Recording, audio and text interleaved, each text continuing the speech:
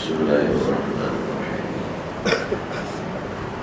فلما فصل طالوت بالجنود قال إن الله مبتليكم بنهر فمن شرب منه فليس مني ومن لم يطعمه فإنه مني إلا من اقترف غرفة بيده إلى آخره.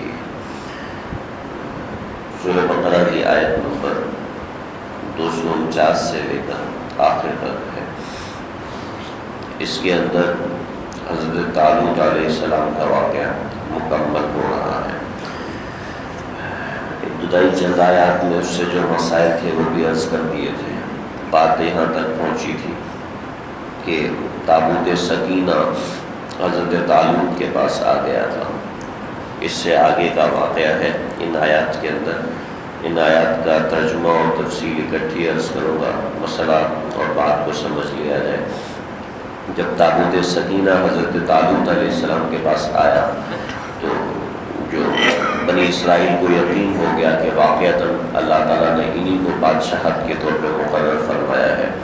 جو ان کے اندر معاملات بنے ہوئے تھے کہ بنو لادی اور بنو یہودا یہ دونوں قبیلے ہی بادشاہ بننے کے مستحق ہیں، اس کے علاوہ کوئی بھی بادشاہ بننے کا مستحق نہیں ہے، وہ غلط فہمی دور ہو گئی.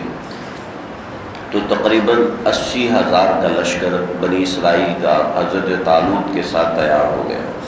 تو یہاں پر مسئلہ یہ آیا کہ اتنے زیادہ لوگ اکٹھے ایسے آ جائیں اور دوسری طرف ان کی تاریخ ایسی ہو کہ جو انبیاء کو ستانے والے ہوں، تو جو ذلت کو برداشت کرنے والے بن جائے ان سے کوئی بڑا کارنامہ سرزد ہونا یہ تقریباً ناممکن ہوتا ہے. ایسی قوم جو کہ ذلت کی عادی ہو، جو بہانے تلاش کرنے کی عادی ہو، ان سے بہادری کا کارنامہ نکلنا تقریباً ناممکن ہوتا ہے یا بہت زیادہ مشکل ہوتا ہے. تو پھر یہاں پر یہ سمجھ میں آیا کہ ان کو آزما لینا چاہیے. چنانچہ اللہ تعالیٰ نے ان کو ایک نہر کے ذریعے آزمایا کہ شدید پیاس کی حالت میں فرمایا کہ نہر تو آ رہی ہے لیکن اس کا پانی نہ پینا. تو چند ایک لوگ ہی تھے جو اس امتحان میں کامیاب نکلے، باقی اکثر لوگ ناکام ہو گئے. اور پھر اس کے بعد تو جو لوگ اس آزمائش میں کامیاب رہے ان کا جا کے جالوت کے ساتھ مقابلہ ہوا اور جالوت کو قتل کیا گیا. پھر یہاں تک معاملہ ہے ان آیات کے اندر. تو یہ واقعہ یہاں پر مکمل ہو جاتا ہے. فلما فصل طالوت بالجنود، جب حضرت طالوت علیہ السلام، یہ اللہ کے نبی نہیں تھے، یہ ان کو اللہ تعالیٰ کی طرف سے بادشاہت عطا کی گئی تھی، نبوت عطا نہیں کی گئی. فلما فصل طالوت بالجنود، جب طالوت علیہ السلام اپنے لشکر کو لے کر نکلے، قال ان اللہ مبتلیکم بنہر، تو حضرت طالوت نے کہا کہ اللہ تعالیٰ نے تمہیں اس ایک نہر کے ذریعے آزمانا ہے. اللہ تمہیں ایک نہر کے ذریعے، دریا کے ذریعے آزمائے گا. یہ بات ان کو حضرت شمویل علیہ السلام نے بتائی تھی، یا پھر ان کو من جانب اللہ الہام ہوا تھا اور حضرت شمویل نے اس کی تائید کی تھی. مختلف قسم کی روایات ہیں. پھر نہر سے مراد فلسطین اور اردن کے درمیان آج بھی دریائے اردن بہہ رہا ہے، یہ وہ دریا تھا. فمن شرب منہ فلیس منی، جو اس میں سے پی لے گا وہ ہم میں سے نہیں ہوگا. یہ آزمائش تھی. اور ومن لم یطعمہ، اور جو اس میں سے چکھے گا نہیں، فإنہ منی، وہ مجھ میں سے ہے، وہ میرا ہے، ہمارا ساتھی ہے. الا من اغترف غرفۃ بیدہ، مگر یہ کہ ایک ہاتھ بھر کے پی لے، ایک چلو بھر کے پی لے، اس کی اجازت ہے. تو اب خود سوچیں کہ حلق پہ کانٹے چبھ رہے ہیں اور خوب گرمی ہے اور پھر لشکر ہے، پھر سفر ہے، پھر زیادہ راہ نہیں ہے، اور پھر آگے اتنا خطرناک دشمن ہے. اب اس کے اندر ایک چلو پانی پیاس کو بجھاتا نہیں ہے بلکہ پیاس کو بڑھاتا ہے. لیکن اللہ کی طرف سے کیا معاملہ ہوا، جن لوگوں نے ایک چلو پانی پیا ان کی پیاس بجھ گئی، اور جن لوگوں نے جی بھر کے پیا ان لوگوں کا جسم اکڑ گیا اور جسم میں سستی اور کسلان اور کہیں حرکت کرنے کی طاقت ہی نہیں رہی. تو تقریباً 80,000 کا جو لشکر تھا، ابن کثیر میں لکھا ہے کہ 76,000 لوگ ایسے تھے جنہوں نے خوب پیٹ بھر کے پانی پیا اور بیکار ہو گئے. صرف 4,000 لوگ بچے. اور بعض جگہوں پہ ہے کہ صرف 313 لوگ ایسے تھے کہ جنہوں نے ایک چلو پانی پیا یا پانی نہیں پیا. فشربوا منه الا قليلا منهم، سب نے پیا مگر تھوڑوں نے اس چیز کی فرما برداری کی جو کہا گیا تھا. تو بس وہی لوگ فلما جاوزہ ہوا، جب اس نہر کو پار کر گئی، یہ دریائے اردن کو جب پار کیا حضرت طالوت نے، اور والذین آمنوا معہ، اور جو لوگ ایمان لائے تھے انہوں نے پار کیا. اب یہاں پر اللہ نے ان کا ذکر کیا ہے کہ یہ ایمان والے ہیں. 313 تھے یا 4000 تھے. قالوا، جب انہوں نے جالوت کا لشکر دیکھا تو جالوت کے لشکر کی تعداد 1 لاکھ سے اوپر تھی. خود سوچیں کہ 1 لاکھ اور 313 اور 1 لاکھ اور 4000 کا کیا مقابلہ ہوگا. لا طاقت لنا اليوم، لگے ہمارے اندر تو طاقت نہیں ہے بجالوت و جنودہ، کہ ہم جالوت کا مقابلہ کریں، اس کے لشکر کا مقابلہ کریں. تو یہ وہ لوگ تھے جو کہ تھوڑے سے ایمان کے کمزور تھے، ورنہ آزمائش میں پورے اترے تھے. قال الذین یظنون انہم ملاقو اللہ، اور وہ لوگ جو اللہ پر ایمان لائے تھے وہ کہنے لگے کم من فئۃ قلیلۃ غلبت فئۃ کثیرۃ باذن اللہ، بہت سے ایسے لشکر ہیں جو کہ غالب آئے اپنے سے زیادہ کثیر تعداد میں، وہ خود قلیل تعداد میں تھے اللہ کے حکم سے. لیکن شرط ہے واللہ مع الصابرین، اللہ صبر کرنے والوں کے ساتھ ہے. سمجھ لیا جائے کہ صبر بے بسی کا نام نہیں ہے، صبر اسباب کے ہوتے ہوئے خود کو برداشت کرنے کا نام ہے. ولما برزوا لجالوت وجنودہ، جب مد مقابل آئے جالوت اور اس کے لشکر کے تو انہوں نے اللہ سے دعا کی ربنا افرغ علینا صبرا، اے اللہ ہمارے اوپر صبر کو الٹا دیجئے، بہا دیجئے. وثبت اقدامنا، ہمارے قدموں کو جما دیجئے.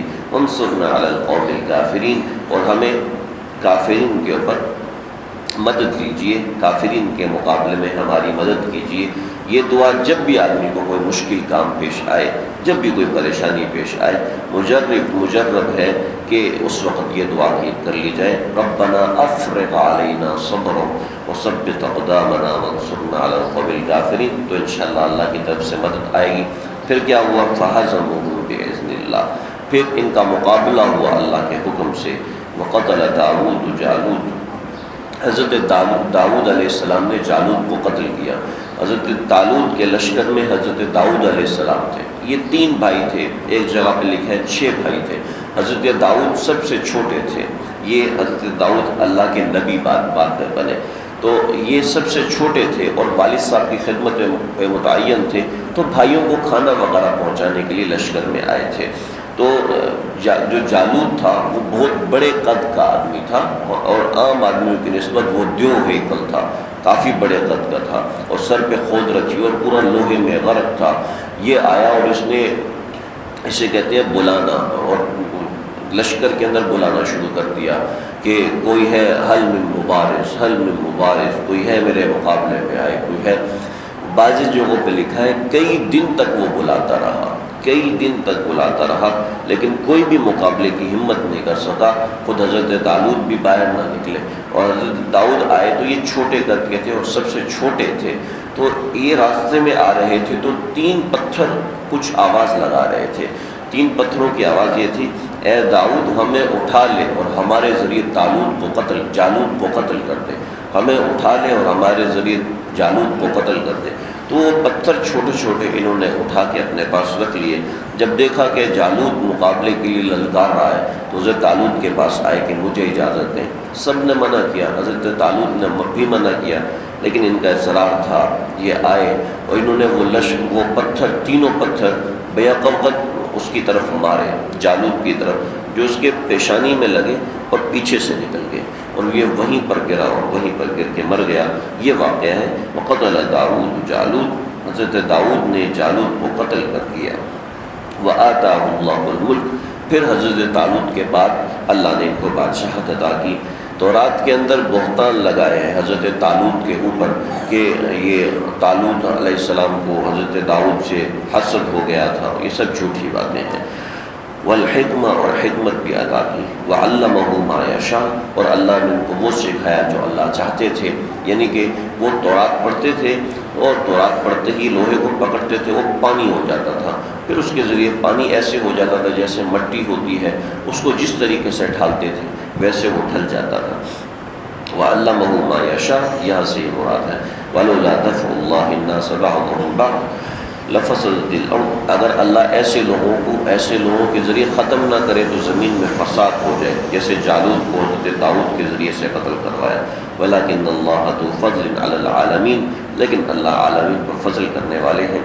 تِلْكَ آیاتُ اللَّهِ نَتْلُوهَا عَلَيْكَ بِالْحَقِّ، اے نبی صلی اللہ علیہ وسلم یہ وہ آیات ہیں جو ہم نے آپ کو سکھائی ہیں حق بات کے ساتھ۔